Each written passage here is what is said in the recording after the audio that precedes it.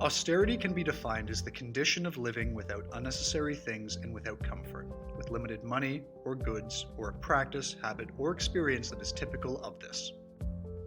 Proponents of austerity policies will point to the unsustainability of what they view as reckless government overspending and the dramatic accumulation of debt.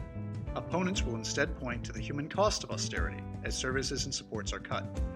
Even in the definition, this ideological divide can be observed in the use of the word unnecessary, something critics of austerity would challenge.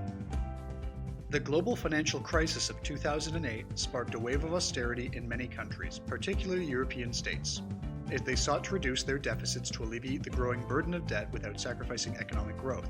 The success or failure of these policies remains a point of contention, and the sense of another impending economic crisis merits a review of austerity as government policy. We will examine the case study of the United Kingdom and its turn to austerity, followed by a review of the international legacy of austerity.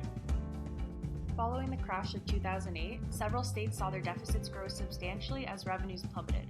While some, such as Germany, turned to stimulus, others, such as the United Kingdom, adopted policies of austerity to right the ship. After the onset of the crisis, the Labour government of Gordon Brown was defeated in the 2010 election by the Conservative Party, with Conservative leader David Cameron running on the promise of an age of austerity. The example of Ireland's response to its recession in the 1980s, supported by this model, with the synergy of spending cuts, wage freezes, and the devaluation of currency supporting recovery. Upon taking power, Cameron and his Chancellor of the Exchequer, George Osborne, embarked on a multi-year program of spending cuts to significantly reduce Britain's unsustainable deficit without sacrificing economic growth. This was viewed as necessary, with Osborne declaring, "The truth is that the country was living beyond its means, and that austerity would bring the United Kingdom back to a sustainable and stable economic state." After a decade of austerity in Britain, Cameron and Osborne stand by the policy of austerity despite having both left office.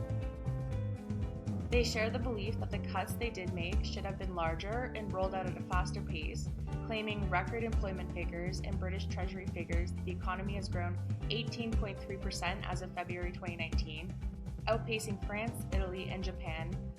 Critics will point out that the neoliberal model utterly failed to anticipate the 2008 global financial crisis, and the use of austerity as a solution to the increasingly large deficit and debt issues faced by many European states did more harm than good.